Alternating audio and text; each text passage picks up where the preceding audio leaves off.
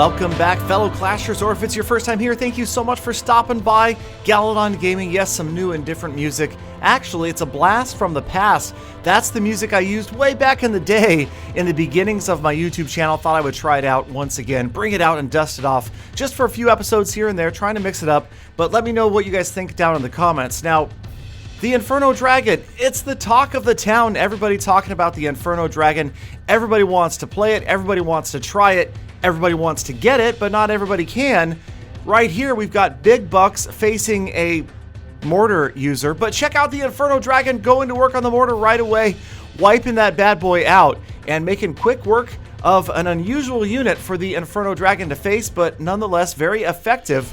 Now, of course, this episode is about the world record most Inferno Dragons on the screen, but I also wanted to show this strategy from Big Bucks just melting down the tower.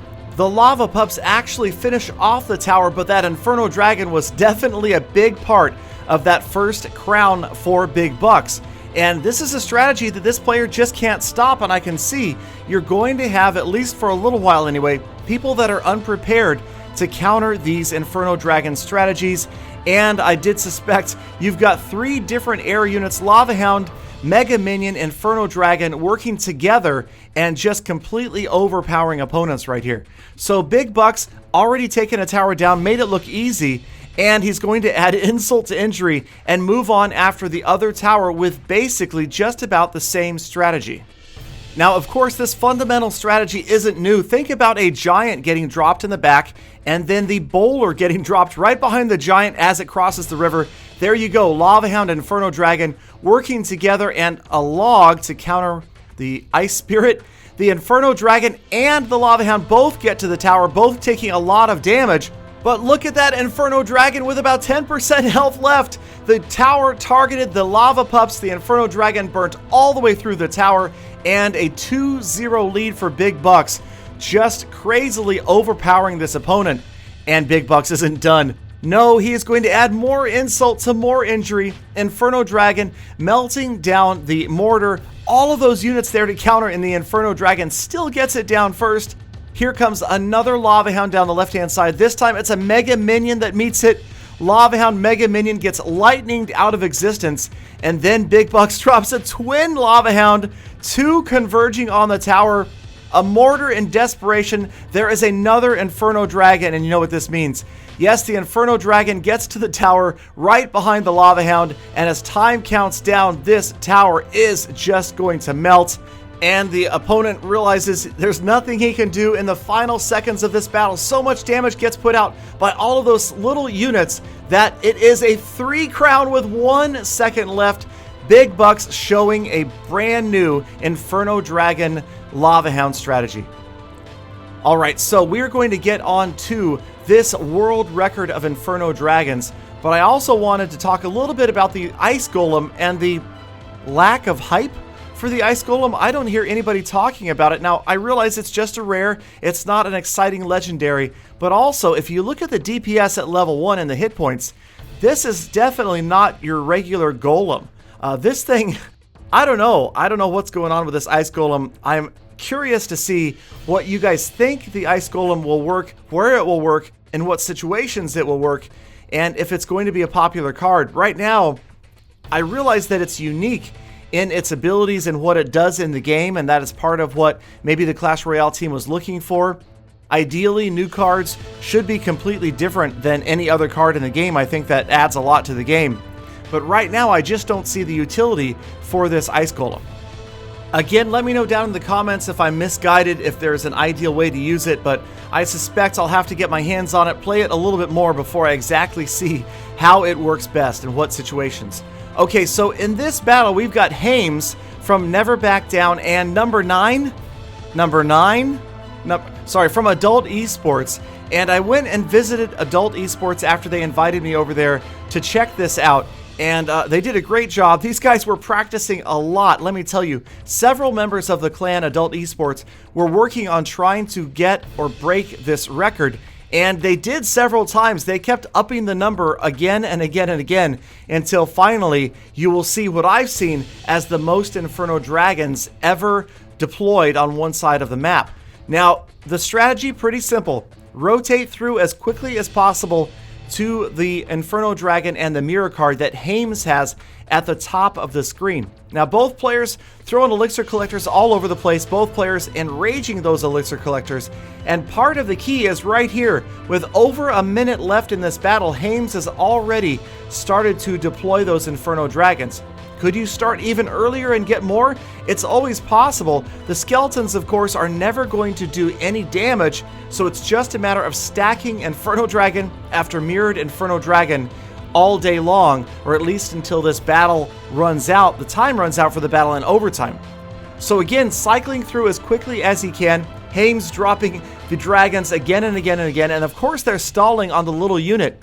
The skeletons, the tombstone, absolutely ideal for stalling those Inferno Dragons. It looks really cool, and the more we get on the screen, the cooler it looks.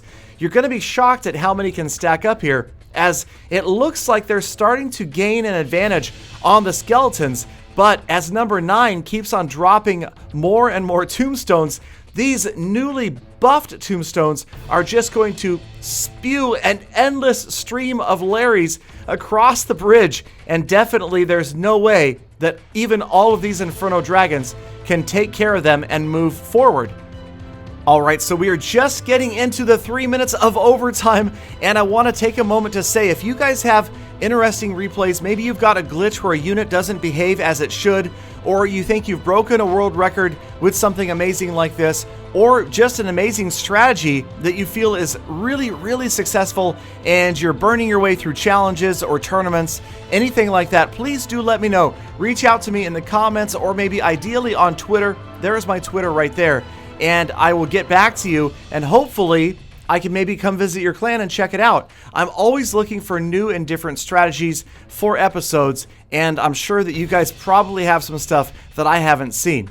So we're into the final 2 minutes of this battle, and Hames continuing to pour down the Inferno Dragons, and they're kind of bunched up, so it's a shame you can't really see all of the streams of fire. But obviously, even with a relatively slow retargeting time, the dragons are not having a problem controlling the skeletons. And it's funny because the output of skeletons from the tombstones is just about perfectly equal to the Inferno Dragons. You'll notice they aren't really moving, they're not making forward progress, and they're not being pushed back towards the King's Tower. So it's just working out perfectly. And here number 9 enrages the tombstones. Probably a good idea, just to make sure they're putting out enough skeletons. Now he's enraging the elixir collectors once again. So these guys, they did this over and over and over again, and part of the reason that I wanted to congratulate them, to shout them out, and to thank them was that these guys literally were spending hours trying to do this. And with the friendly challenges, it's a cool part of the game, something that you can do to test out strategies and of course go for world records like this. And yes, there are over 30 Inferno Dragons on the screen right now. And the final number, as far as I could tell, the final number as time runs out is going to be 40. It looked like there were 40 Inferno Dragons on the screen. And that number is significant because I saw over and over again tweets, screenshots, people sending me videos of world record attempts at the Inferno Dragons, but I never saw anybody pass, I think, 37. A lot of 30s to 35s, the occasional 35, 36, 37.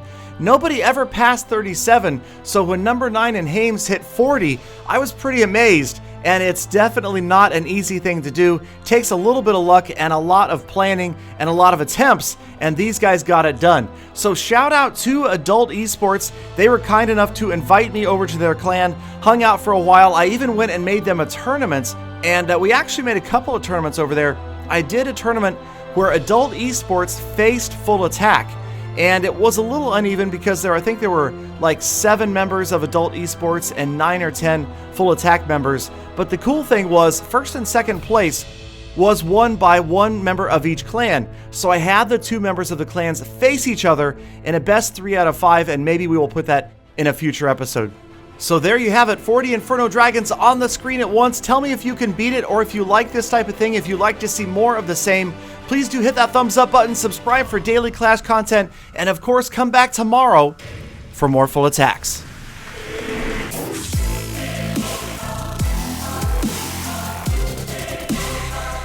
Going on, 40 Inferno Dragons. I don't even have one. That's not right.